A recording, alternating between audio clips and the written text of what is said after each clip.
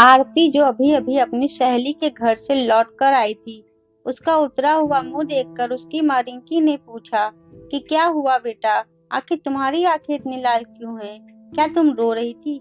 उससे ये जानने की कोशिश कर रही है कि क्या हुआ है, पर आरती ऐसे ही बात को टालकर अपने कमरे में चली गई।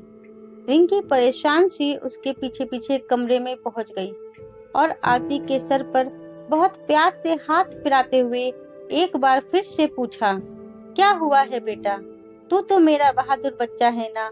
मुझे अपनी परेशानी बताओगी नहीं तो मैं उसे कैसे दूर करूंगी? इस बार आरती अपनी भावनाओं पर काबू न रख सकी और अपनी माँ को पीछे ढकेलते हुए गुस्से में बोली, मुझे पता चल गया है कि आप मेरी सगी माँ नहीं हो, मैं तो आपकी नौकरानी की बेटी हूँ। आरती के मुंह से ऐसी बातें सुनकर रिंकी को जैसे बिजली का झटका लग गया। वो लड़खड़ाते हुए कमरे की दीवार से सट गई और आंखों से अविरल आंसू बह निकले। वो तो ये भूल ही गई थी, पर आज एक बार फिर से ये भयानक सच्चाई उसके सामने आ गई, जिसे वो अब याद भी नहीं करना चाहती थी। उस दिन रिंकी की बहुत जरूरी मीटिंग थी। पति रितेश किसी काम से बाहर गए थे, तो मजबूरी में वो अपनी कम वाली कमला के सहारे अपने 4 साल के बेटे रियांश को छोड़कर ऑफिस चली गई।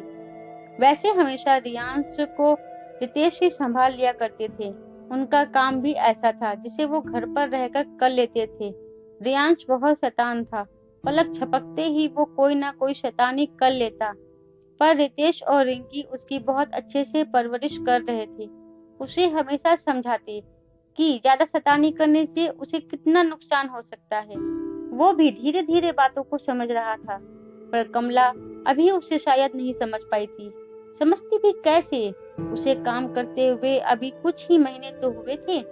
रिंकी ने कमला को अपने घर में ही रख लिया था, क्योंकि कमला के पति का जहरीली शराब पीने से देहांत हो गया था और कमला और उसकी 8 महीने की बच्ची के सर पर कोई छत भी नहीं थी। रिंकी हमेशा कमला को रियांश की शैतानियों के बारे में बताती रहती थी। उस दिन भी जब वो रियांश को कमला के भरोसे छोड़कर जा रही थी, तो खास हिदायत दे कर गई थी कि वो घर का कोई काम ना करे, बस रियांश और अपनी बेटी का ख्याल रखे। वो जल्द ही ऑफिस से वापस आ जाएगी और रियांश को भी समझाया था कि आंटी को ज्यादा परेशान ना करे।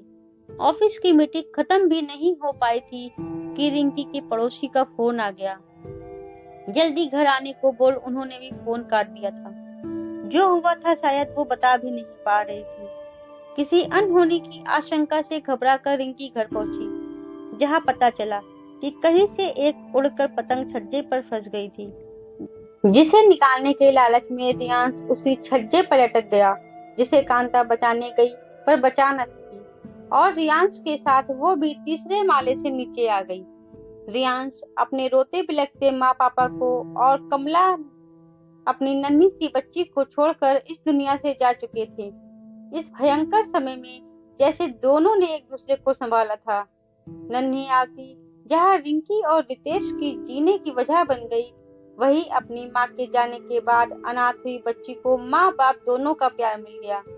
रितेश ने कितनी बार रिंकी से बोला कि आरती को सब सच बता देते हैं, पर हर बार रिंकी अपनी ममता के हाथों मजबूर होकर ये बोलकर रितेश को मना कर देती कि क्या जरूरत है बताने की, अब तो सिर्फ मेरी बेटी वही है।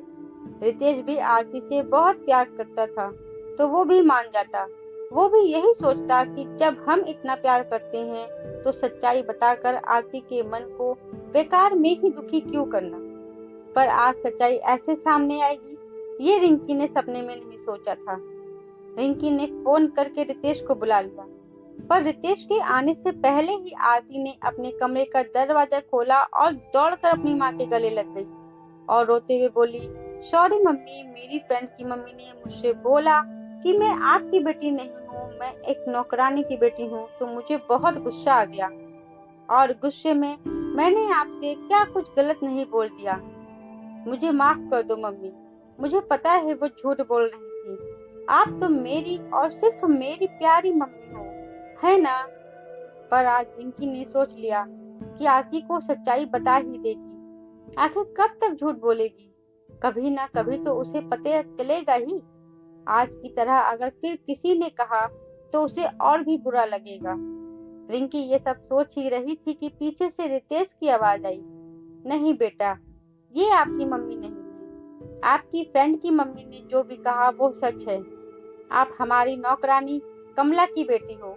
और रितेश ने एक सांस में शुरू से आखिर तक सारी कहानी सुना दी और आखिर में रोते हुए बोला, आरती, हम दोनों ने तुम्हें पूरे दिल से अपनाया है और अब तो तुम ही हमारी जिंदगी हो।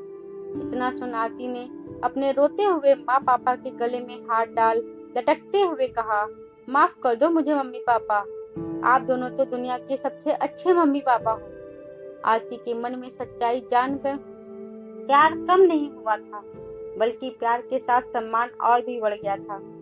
आरती ने रिंकी और रितेश के आंसुओं को अपनी प्यार भरी और शरारती हरकतों से हंसी में बदल दिया।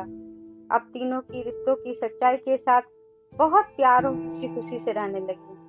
अब ना तो आरती के मन में कोई शक था और ना रिंकी को सच्चाई छुपाने की कोई टेंशन।